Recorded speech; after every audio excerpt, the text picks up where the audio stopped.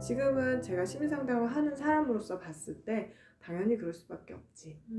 그렇게 시작하고 그렇게 고집을 하면 그게 그 길인 거지. 그건 완전히 자기를 기만하는 거지가 굉장히 분명하게 보이는 시점인 것 같아요.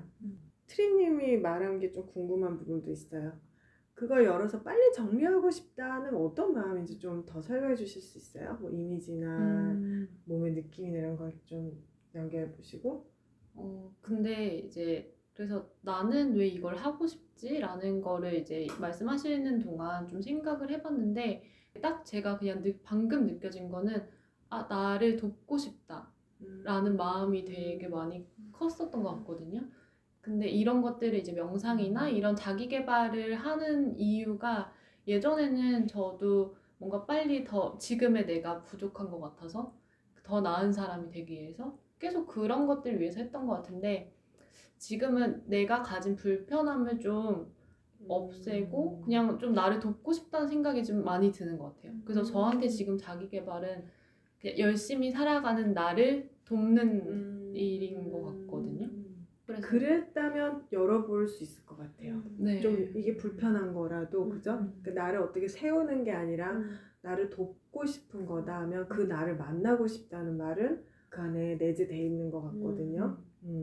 그냥 좀 그 조급함은 좀 원래도 좀 조급함을 늘 자주 좀 쓰는 편이긴 하지만 이번에는 뭔가 이런 내 안에 상자 안에 뭔가 썩어가는 것 내가 이거는 빨리 좀 치워줘야 되겠다 그러니까 이런 거를 좀 빨리 제거하고 싶다 이런 마음이 좀 컸던 것 같아요. 그럼 한번 지금 연결을 살짝 해볼까요? 눈을 한번 감아보시고 네.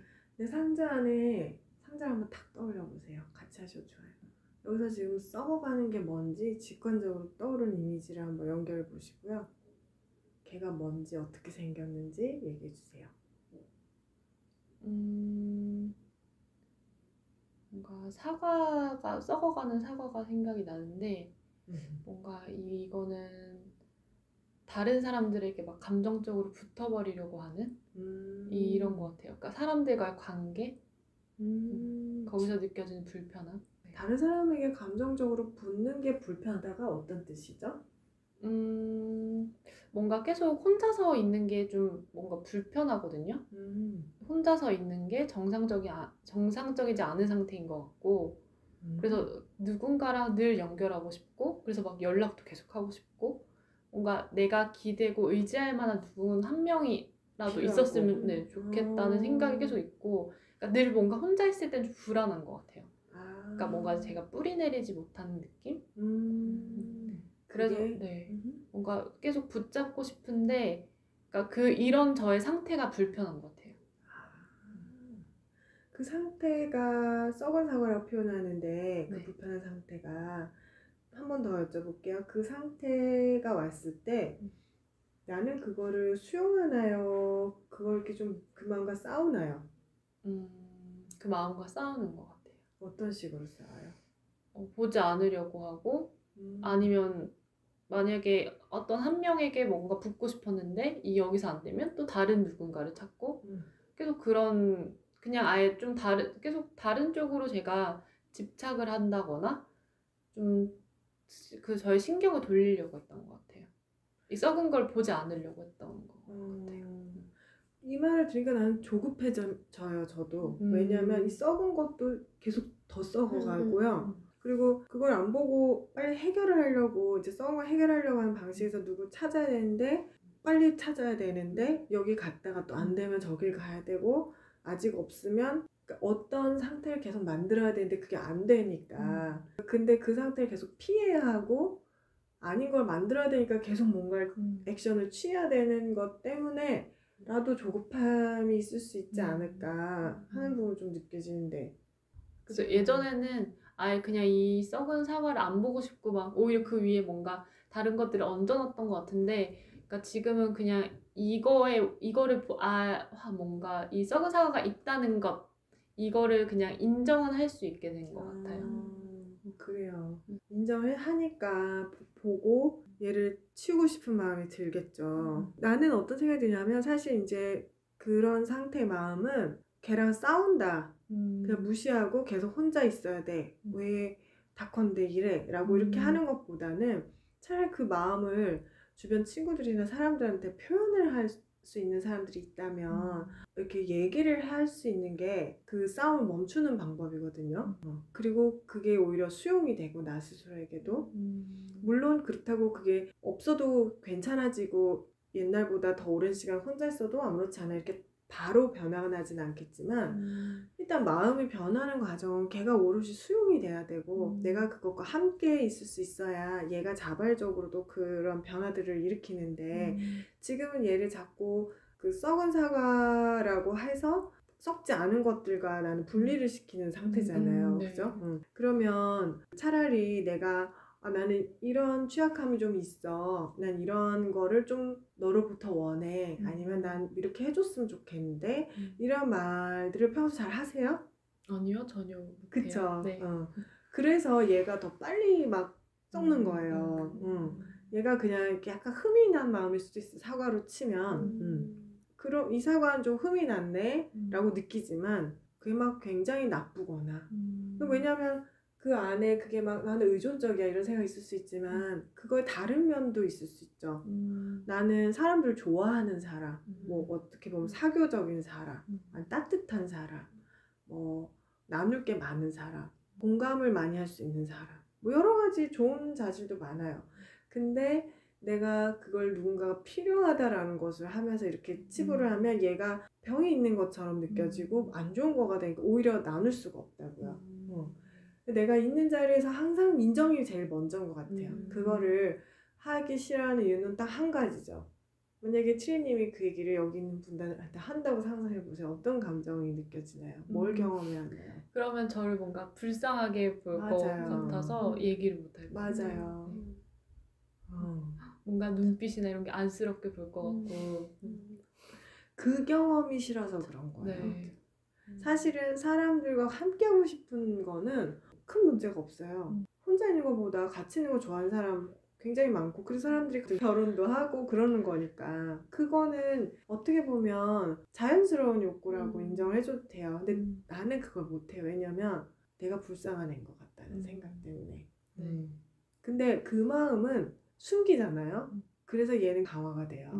통제를 하면 할수록 그 약간 뭐라고 하냐면 취약함 또 수치심과 관련된 감정들은 나누고 표현할 때 변화가 가장 빠르다고 얘기를 하거든요. 왜냐면 수치심의 원동력이 감추는 거니까 내가 이거를 보일 수 있고 얘기를 하면 어느 날 이거 별거 아닌데 말해도 뭐 별로 내가 취약해지지 않는데 그러다가 또 어느 날 보면 나 이거 이미 누리고 있는데 뭐 굳이 이렇게 말할 필요가 없는데 이런 식으로 변해갈 수 있어요. 저도 그렇거든요. 저는 제가 의존적이다라는 거를 별로 인정하고 싶어 하지 않은 의존적인 건 나쁜 거야. 약간 이렇게까지 생각을 한 적도 있었었고 근데 진짜 그러다 보니까 사실은 진짜 누구 하나 잡아서 되게 이 누구 하나가 너무 필요한 거예요. 누구라도 하나가 더 막 여기에 집착하게 되는 마음도 있고 반드시 일단은 뭐 예를 들어 연애는 해야지 뭐 누구 하나 있으면 됐어 약간 이런 식으로 되게 많이 갔던 것 같거든요. 내 주위에 뭐가 있는지 보기보다. 저는 얘기 들으면서 아까 막 판도라의 상자 열기 싫고 막 눌러놓으니까 답답해요. 그게 크림님 게 아니에요? 라고 얘기하셨을 때 그때까진 멍했거든요.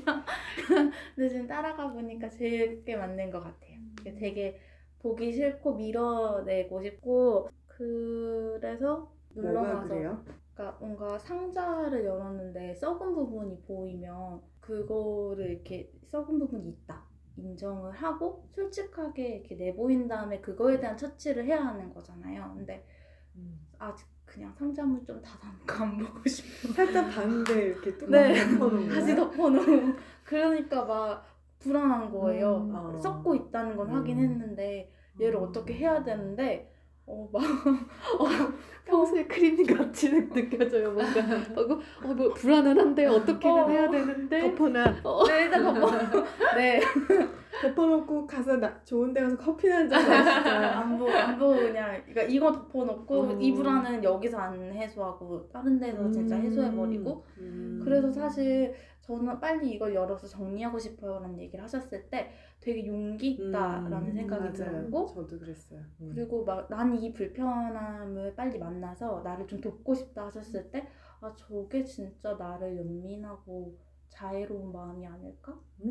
나의 불편함을 얼른 만나서 해주고 싶다라는 거가 되게 저한테는 지금 꽂히는 말인 것 같아요. 나 저 불편하고 불안한데 그런 저를 불쌍하게 생각하고 어떻게 해줄 생각은 안 하고 그냥 덮어놓은 것 같아요, 지금도. 네.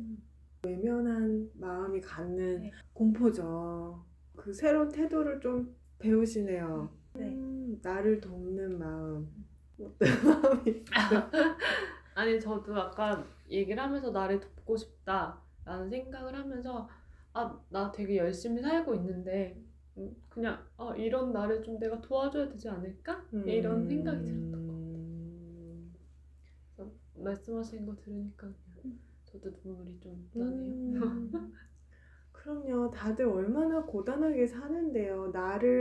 나라는 것을 가지고 살아야 된다는 것 자체가 엄청 고단한 일이죠. 부담스럽고, 통제는 아무것도 안 되고, 뭔가 유지는 해야 되고, 이거 자체가 정말 엄밀히 말하면 나를 매 순간 변화시키거나 적응시키지 않겠다 한 그런 마음에는 테러예요. 테러. 일상에서 일어나는 일들은 저 사람의 눈빛, 말투, 뭐 평가 어떻게 감당하겠어요.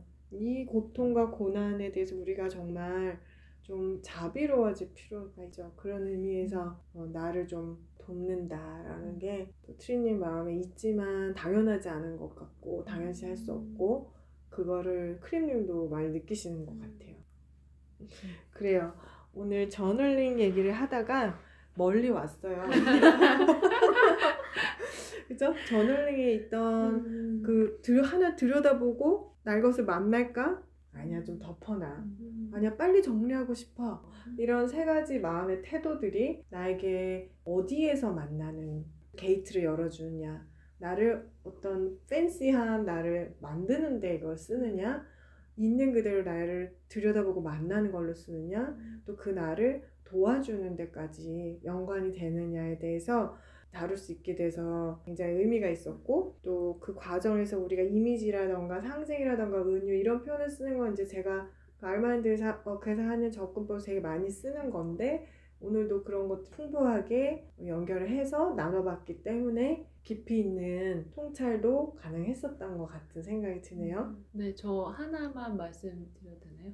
아까 이제 크림님께서 얘기하셨던 것 중에 이제 뭔가 이런 저널링 하는 게 패킹을 해서 오늘 하루 내가 가지고 갈 것들 이런 거를 차곡차곡 이렇게 싼다는 얘기를 하셨는데, 그러니까 저 그게 딱 그 개념이 되게 와닿았거든요. 그러니까 저도 뭔가 이거를 내가 감정들을 하나하나 차곡차곡 내가 오늘 가지고 갈 것들을 미리 한번 챙겨보고, 그리고 뭔가 하루를 시작했을 때 내가 뭔가 가방에 뭔가 불안함이나 이런 뭔가 걱정이나 이런 거가 딱 감정들이 왔을 때 맞다, 나 이거 갖고 왔었지, 이런 생각이 들면서 좀 그런 것들이 불안하지 않고 좀 그냥 뭔가 내가 그냥 담담하게 받아들일 수 있었던 것 같거든요. 그래서 그냥 나는 오늘 그냥 이거랑 함께 생활할 거야, 이렇게 나는 갈 거야, 이런 느낌이 들었어요.